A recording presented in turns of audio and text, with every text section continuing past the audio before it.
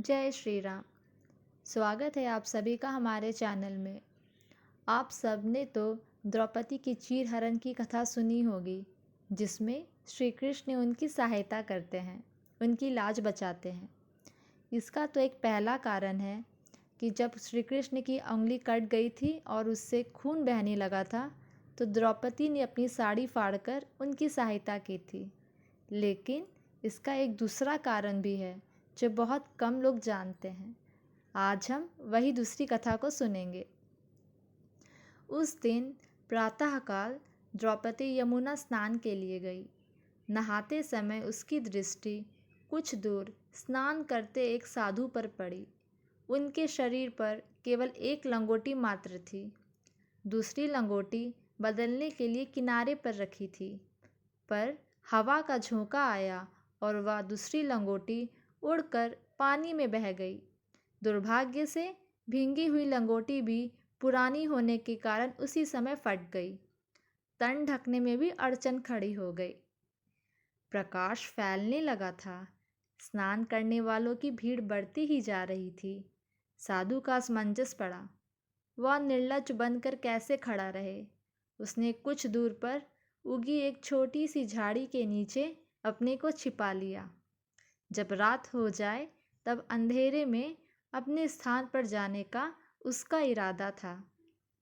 द्रौपदी ने यह सारा दृश्य देखा और साधु की कठिनाई को समझा। उसने सहायता करने की बात सोची। उसके पास दूसरी धोती नहीं थी, सो आधी फाड़कर अपना शरीर किसी प्रकार ढक लिया और आधी को लेकर उस झाड़ी के समीप पहुंची, जहां निर्वस्त्र साधु छिपा हुआ था। द्रौपदी बोली, मुनिवर, आपकी कठिनाई को मैंने समझा है। अपनी आधी साड़ी फाड़कर लाई हूँ। इससे आप अपना तन ढके और घर चले जाएं। आधी से मेरा भी काम चल गया है। साधु की आंखों में आंसू आ गए। उसने कपड़े के टुकड़े को ले लिया, पहना और घर चला गया। मन ही मन आशीर्वाद देता गया कि भगवान सदा तुम्हारी लज्जा को ढके रहे। बात बहुत पुरानी हो गई। द्रौपदी को पांडव जुए में हार गए।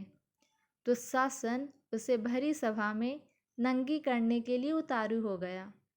द्रौपदी के अपशब्दों का बदला लेने के लिए वही सूझ सूझी थी उसे। द्रौपदी ने इस विकट संकट में भगवान को पुकारा, जो शेष सैया पर सोए थे। नारद ने उन्हें जगाकर कहा, भक्तों की पुकार सुनिए, उनकी सहायता का प्रबंध कीजिए। उनीदी आंखों से भगवान ने कहा, ना मैं किसी की सहायता करता हूँ, ना हैरानी में डालता हूँ।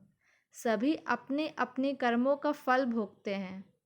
द्रौपदी का कोई पिछला पुण्य हो तो पता लगाओ, उसके पुण्य होंगे तो बदला मिल जाएगा। नारद ने हिसाब की बही देखी। विदित हुआ कि द्रौपदी ने किसी साधु को अपनी आधी साड़ी फाड़कर दान दी थी। वह टुकड़ा अब ब्याज समेत बढ़ते बढ़ते गट्ठे जितना हो गया है। भगवान ने कहा, हम किसी की पुण्य का प्रतिफल समय पर क्यों नहीं देंगे। गरुड़ पर चढ़कर वस्त्रों का गट्ठा लिए कौरवों की सभा के समीप पहुँचे भगवान। दुशासन वस्त्र खींचता गया। भगवान ऊपर से उसकी पूर्ति करते गए। खींचने वाला थक गया। वस्त्र बढ़ता रहा। द्रौपदी की लाज बच गई। उसे आधी साड़ी के बदले हजारों गज कपड़ा मिल गया। तो देखा आप सबने, यदि मनुष्य का स्वयं का कुछ किया हुआ कर्म ना हो तो स्वयं विधाता भी उसकी सहायता नहीं कर सकते। इसीलिए श्री कृष्ण कहते हैं, कर्म किए जा, फल की चिंता ना कर, क्योंकि किए गए कर्मों का फल तो मिलना ही मिलना है। सो सदा अच्छे कर्म करिए। जय श्री राम।